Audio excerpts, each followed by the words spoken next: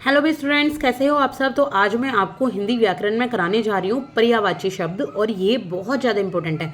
जहाँ पर भी हिंदी पूछी जाती है, वेदर आपका एचटेट का एग्जाम हो, सीटेट का एग्जाम हो, चाहे आपको कोई और भी टीचिंग एग्जाम्स या नॉन टीचिंग एग्जाम्स, तो जहाँ पर भी हिंदी व्याकरण आती है आपके लिए बहुत हेल्पफुल है। ये किसी भी एग्जाम की तैयारी करे हो, सब में आपके आएंगे ही आएंगे। तो चलिए स्टार्ट करें पर्यायवाची शब्दों को पढ़ना। बहुत आसान तरीके से पढ़ा रही हूँ, बहुत ही सिंपल तरीके से आपको। और प्लीज़ इन्हें पढ़िए, चाहे तो नोट्स बनाइए, इन्हें लिख लो या फिर ऐसे ही पढ़ते हुए चलो, आपको लर्न हो जाएंगे। और आप पर्यायवाची शब्द बहुत कंफ्यूज करते हैं जब भी एग्जाम्स में आते हैं।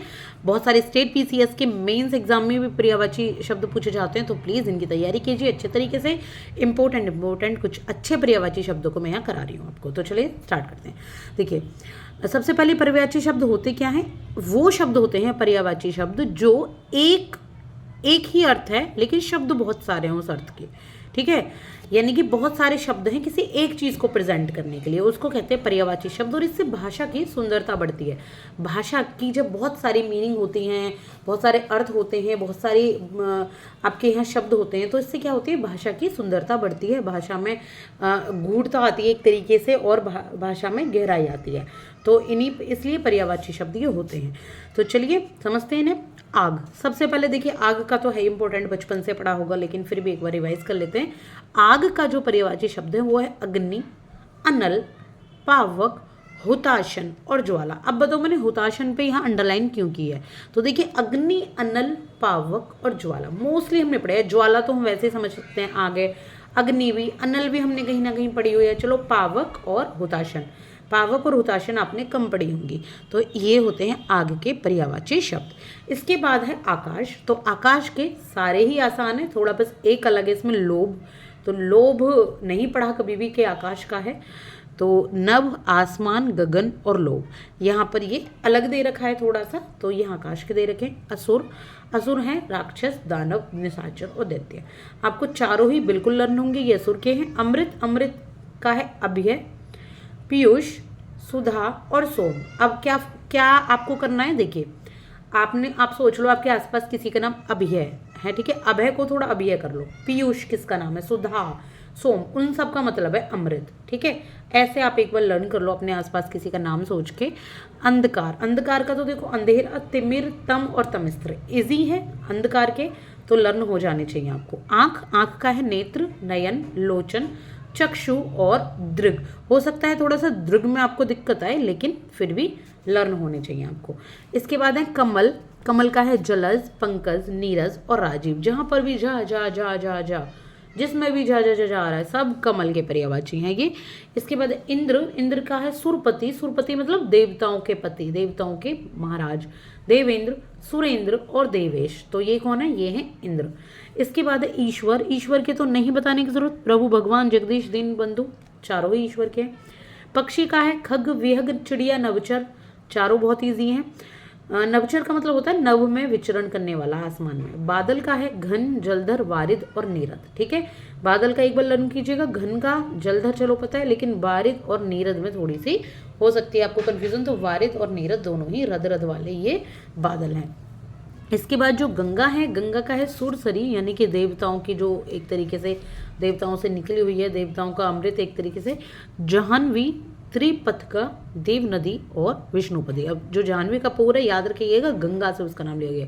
तो त्रिपथका और देव नदी और विष्णुपदी, ये गंगा के हैं। इसके बाद चंद्रमा, चंद्रमा का है शशि, मयंक, निशाकर, सुधाकर, सुधांशु, सोम, हिमांशु और राकेश, ये सब चंद्रमा के हैं। इजी हैं, थोड़े से एक दो बार पढ़िए, लर्न हो जाएंगे। जल का है पानी, नीर, लोभ। अब देखिए, लोभ यहाँ बादल का भी दे रखा था ऊपर, अब जल का भी।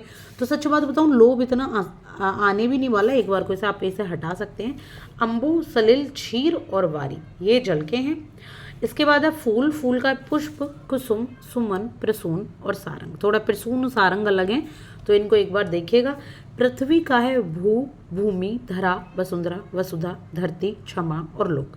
कपड़ा का है पट्ट, वस्त्र, चीर, अंबर, दुकूल। थोड़ा दुकूर अलग है, बाकी अंबर थोड़ा अलग है, अंबर आसमान के लिए भी कहा जाता है। इसके बाद है घर, घर का गृह, गह, निकेतन, आलय, निलय, भवन, शाला, धाम, सदन, ये बिल्कुल लर्न होने चाहिए, इजी है। जंगल का है वन, कानन, अरण्य और विपिन। ठीक है, ये जंगल का है। तालाब का है सरोवर, ताल, जलाशय और तड़ाग। दिन का है दिवस, वासर और वार। ये थोड़ा अलग है, वासर और वार। वार फिर भी हो सकता है, वार से ही दिन बनते हैं। इसके बाद चलिए बाकी कर लेते हैं और इन्हें कंप्लीट ही करते हैं आज हम। पहाड़ का पर्यायवाची क्या है? पहाड़ का है गिरि, पर्वत, गूधर, नग, महीधर और मेरू। इजी है। पत्थर का है पहाड़, प्रस्तर, पाहन। और पवन का है वायु, समीर, हवा, मारुत, अनिल। अनिल यहाँ देखिए उसका भी दे रखा था। अब आपके किसका, आग का, तो आग का यहाँ अनल दे रखा है और यहाँ पे जो पवन का है हवा का अनिल दे रखा है। ठीक है, तो थोड़ा इसको याद रखिएगा। पुत्र का सुत, तनय, पूत, आत्मज, ये इजी है। बिजली का तड़ित, चपला, दामिनी, ये भी इजी है। वृक्ष का तरु, रुख, बिटप, पेड़, ये भी इजी है। मनुष्य का नर, मानव, मनुष्य, आदमी, बहुत आसान है। हाथी का कर, हस्ती, गज, थोड़ा कर को और हस्ती को लर्न कीजिएगा, गज है ही आसान। मित्र का सखा, मीत, सहचर, दोस्त। राजा का नरेश, नृप, महीप, भूप। और समुद्र का सागर, सिंधु, जलद, नीरद। सरस्वती का शारदा, बागेश्वरी, भारती, महाश्वेता। ठीक है। सांप का पन्नग, सर्प, विषधर, अहि और व्याल। अहि और व्याल को थोड़ा देख लीजिएगा, थोड़ा यहाँ पर दिक्कत आ सकती है। एक बार पढ़िए दोबारा और एक काम कर लो, जैसे बाकी जो पता है उन्हें रहने दो, सांप के आगे ना ऐसे करके बस अहि और व्याल लिख लो तो लर्न हो जाएंगे। सूर्य का दिनकर, दिवाकर, रवि, भानु, भास्कर, ये तो इजी है, शुरू से सुनोगे। स्त्री का नारी, महिला, दारा, वामा, तो दारा वामा को देखिएगा। शरीर का देह, तन, काया, गात, बतन। गणेश का गजानन, गणपति, विनायक, एकदंत, गजबदन, लंबोदर, विघ्ननाशक, सारे ही सुन रखे होंगे आपने आरती वारतियों में। घोड़ा का तुरंगबाजी है, अश्वघोटक। युद्ध का समर, रण, संग्राम। सिंह का केसरी, मृगराज और कहरी। शत्रु का अरि, रिपु और वैरी। और जी विष्णु का हरि, कमलेश, रमापति, चक्रपाणी, केशव, माधव, पीताम्बर।